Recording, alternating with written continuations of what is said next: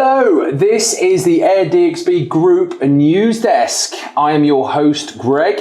And I'm Louis Bowers.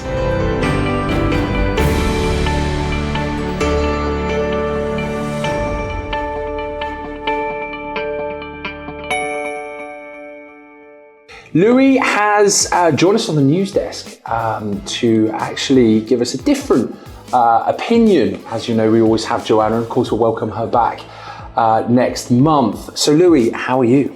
Very good, thank you. Not too bad. Good, keeping busy? Yes, always been very busy start to Q2, so looking forward to seeing how the rest of that progresses. Good, it's what we like to hear. Right, let's dive into it. We've got 3 topics that we would like to discuss. So the first one, which is huge news, this was only announced but yesterday, I think.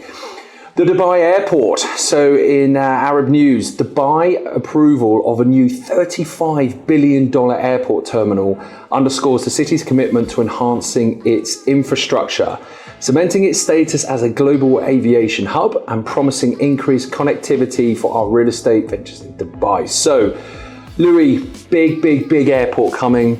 Lots, was it 5 or 6 runways I read, 250 million people to pass through. What's that going to do to this wonderful city? Well, I think the biggest thing to note as well is it's not obviously just the main international DXB terminal which is being enhanced. What you've got is Al Maktoum Airport, which is completely on the other side of Dubai. So I think the biggest concern a lot of people had is obviously the UAE, Dubai as a whole is expanding, new developments being announced every single month, and they're being pushed further and further out. However, the airport did remain the same. Now, moving to Al Maktoum, and you've got Dubai South Expo, the amount of investment going in and around that area. Jebel Ali Palm. Exactly. Jebel Ali it Palm really is going to suddenly show, okay, you know what, we're not actually on the wrong side of Dubai for an easy travel hub. You're now going to have the largest airport in Dubai on top of you. So these developments, the value is just going to increase. And it's funny, because I was talking to someone and they said, I live on Palm Jumeirah. They said, if you moved off Palm Jumeirah, where would you live? And I said, I would go to Expo. Because if you look at the money, the infrastructure, the thought process, the architecture, this goes on and on, I think it's the best place to live in Dubai, because look at what that community is and the status it has. Now they're putting all this residential in there, and then you've got the Jebel Ali Palm, and we know that the railway connecting to Abu Dhabi, of course that will come into the city, but that will be your first stop. Putting an airport there, I mean, Emaar South now, would you consider that as a prime location? You would, yeah. I mean, look at what it's going to do to the area. I think that is massive for that. You're just going to see an increase in overall sales values. You're going to see more people moving there, thinking long term. You know how quickly Dubai moves. It's not going to take that long. We're not looking at a sort of 10, 15-year project here. They're going to be guns blazing, going straight. You say that, they're looking at about 10 years to complete it, but they will get going. But I think if you're looking at that level of visitors, you can't just do it overnight and expect that level of visitors to turn up. Correct. So I think a methodical process going forward. But I mean, what a figure to bat for. It's the largest airport on the planet, they say. So look, hot tip here, people. Buy around this location. You've got the Expo, you've got Jebel Ali, now you've got the airport. Dubai is moving that way. So you heard it here from Louis. Right, second article. So what we're looking at here, we are looking at a population growth. So Dubai's population grows by over 25,700 in the first 3 months of 2024.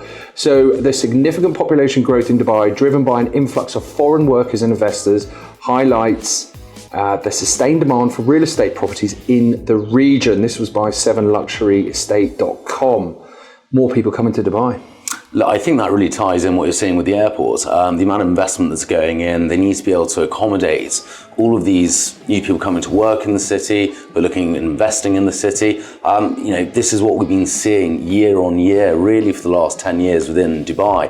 There's a huge amount of infrastructure being put in place, a large number of events which are being brought over to Dubai as a city, naturally just going to see an increase in population, which is overall just going to benefit the economy, it's going to benefit the hotel sector, and ultimately it's going to benefit the short-term sector with ourselves. I was waiting for you to say that, being the head of BD and partnerships. What do you see or how it's going to affect that? Take hotels out, take private residents out and the rest of it. Let's focus on what you do. How's that going to affect? Well, I think what you're going to see is, first of all, occupancy rates are going to increase. And off the back of that, you are going to see the overall value of properties increasing as well. Yes, the market itself has grown, but it's not grown by any stretch in the amount of available property compared to the amount of new people who are actually visiting Dubai on a daily basis. So you're going to see an increase in rates, you're going to see an increase in occupancy rates. It's really quite simply down to supply and demand. And there is not enough supply in the market to rectify this increase in demand from Dubai. Well, look, if it keeps up that tempo, if we say it's 25,000 people, of course there'll be families, couples and things like that. You're talking, if it keeps going the way, over 100,000 population growth. If you look at just that metric going forward, I believe, don't quote me on this, about 20 to 30,000 units should be handing over this year. Yes. So if we average 3 people per unit, you're looking at roughly what is handing over should cater for this, but who knows? There are delays in the construction industry. I mean, look at the weather we saw two weeks ago. No, of course. Anything can happen. So, I mean, look, it's the city's not slowing down, is it? No, spectacular the growth that we're facing at the moment. I think like the short term itself grew by a couple of thousand properties last year, being added to the actual overall portfolio of the city. But with the amount of people that are coming in, I mean, supply is just not there at the moment. It is, but this is what's great about Shortlet. You've just arrived to the city. You don't know where you want to live. You don't know what you may not even have a job. Well, you have a job, but you know what I mean. You're finding your feet on these sorts of things. So going into a Shortlet property, having that flexibility, because you don't know where you're going to be in 3 months after you first arrived in a new city, have you? So we should see that market flourish. Well, I think that's what companies do anyway. I think pretty much every single company, if you're hiring a foreign worker, usually you're looking at about a couple of weeks up to a month where they're actually putting you in short-term accommodation. A number of these corporates aren't going to be looking at hotels. If you're averaging, 1,500, 2,000 a night for your employee to stay in a prime area, if you're located somewhere like DIFC or World Trade Center, you can go short-term for half the price. Economically, it makes more sense for companies to look at this accommodation part-time for new workers joining their force. I couldn't agree with you more, and I love how you've just dropped that in there. Half the price, so they should book with us at AirDXB, shouldn't they? Yes, they should. Yes, they should. Right, okay, moving on. AirDXB. Let's focus on us just for the last point. We launched our Q1 2024 research report. It's out now. Go and check it out. Simple, to the point, just how we like it, giving you the facts and the figures to help you understand what's going on. But we're just going to focus on one part. Now, we do look at the long term, we look at the sales, but we also, of course, look at short term. So we want to look at the short term, and something which is just changing, although semi-predictable, is the nationalities that we see through. Now, we're looking at hundreds of thousands of guests passing through our books now, so we like to think that our data is of a certain caliber. So just some facts and figures. Louis, of course, you already know this. Saudi Arabia, our number one guest, accounting for 11.13%. Number 2, the United Kingdom, 8.96%. Russia coming in at number 3 at 8.4%. The US, which I want to talk about, coming in at 6.81%. And then India at 6.75%. Any nationality there that's caught you off guard that you didn't expect to be in a certain position? I'm glad to see that Saudi's actually overtaken Russia, but then I think when you actually look overall the global situation, I'm not overly surprised. You actually had in Q1 recent statistics to say that about 1.8 million Saudis visited in Q1. So it's actually jumping ahead of Cairo and Sharm el Sheikh. You've got these people actually coming over to Dubai because of the flexibility it currently offers. And how close it is. No, exactly. I think India is always going to be there. Obviously the population of Indians within Dubai and the UAE, it's actually third globally, with the US at first, hosting the most amount of Indian nationals. So you've got so many of their friends, family coming to visit. I can't say I'm surprised. Obviously that short term is very, very important for them, and obviously at a more affordable rate when the economy is slowing down at the moment over there. I'm quite surprised to see the US jumping up there, in at 4th. See, I've always had my eye on the US, and the funny thing is in these stats, because they are a queue, they aren't per month or per week, but the US can sometimes sit number 2. I always see the UK and the US fighting it out. And Russia, which is incredibly interesting, is January we saw a huge influx, probably related to New Year. Huge influx, and so much so that's why I think it's at position number 3. But if you look at the last 6, 8, 10 weeks, Russia really dropped. I think it's just because it was hit so hard in Jan, but Russia, what I'm seeing and what I've actually read in a recent article, is that they're heading over to Indonesia.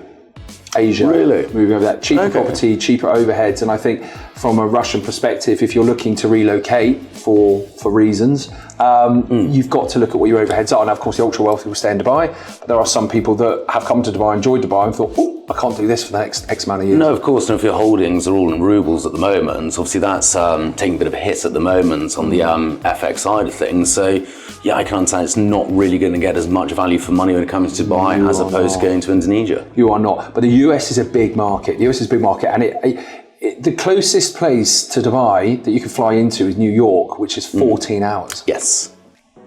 12 hours, 14 hours. Direct. Call it 13, shall we? There we go. LA is 16 hours. That's a long way to go. And the US has a lot to offer. So I've always seen the US always jump up, and I've always seen them, as I just said, the UK and the US always fighting it out. I think you're going to see more from the US. There's a lot more flights coming from Dubai into the US. I think it's got the highest, we'll check this figure out. I think it's got the highest amount of flights from Dubai into any country in the world, and that's growing. And I know it's definitely growing the quickest. Yep. So I think there's already 10 cities, if not more, 15 cities. So it's exploding. And I've got a few American friends, and I find myself over in America every now and again. And they truly believe that this place, the streets are paved with gold. So when you look at the US, there's a lot of money there. A lot of, they like to spend it. So you could see that as a nationality continue to grow. Of course, it's a lot safer here in the UAE compared to what you've got in the US at the moment. I think that's a huge factor as well. You see a lot of families realizing when their children are going to school, for example, it's not always safe that you can be in the supermarket, anything can happen over there. Obviously, you've got the gun laws are pretty lax at the moment, whereas you've got the UAE, it doesn't matter if your children just walking down the street, you're going out for a coffee in the supermarket, you're not suddenly going to have any issues arising. I think that's why we're also going to see more people moving over from a safety aspect. Well, moving, yeah, but remember this is tourism. These are people coming on holiday. So maybe this is the first step to them actually deciding to come over. UK, always going to be there, aren't they? And of course, Saudis, the same again. They are a country or nationality that enjoys everything that Dubai offers. So placing a bet, who's going to be position 2 and 3? Or 1, 2 and 3 in Q2 this year? Bear in mind, we've got summer coming up. Q2, I'll still have the UK there. The weather's terrible, always is. Yeah. For a good 6, 8 months. Oh, it's getting better. It's coming into summer, all right? It may not rain 7 days a week. It may only be You know what? You get a 2-day heat wave and then it's just going to rain for 28 days afterwards. I'd have the UK there, 100%. I think what you're going to probably see is India will jump up a bit there. Yeah. And I think the US maybe. What, you don't think Saudi will come here? Not through Q2, because I think what you're going to find is, as you know, coming into the summer season, yes, obviously April, we've just done that, it's not too bad with the weather, but if you're looking back end of May, back end of June, it's the exact same as Saudi, it's very hot, a lot of people looking to escape that weather. So I think Q2, Q3, you're going to see Saudi dropping off personally. I'm not so sure. That's where my money is. You know what, we'll get you back on here and we'll see you next time. All right. Well, wonderful. Thank you so much for joining me. Perfect. I really do appreciate it. Great to get a different prospect on, or overview on what's going on with different stories. So I thank you for your time. No, thank you very much. Thank you very much, ladies and gentlemen. We will see you next month. Take care. Bye-bye. Bye-bye.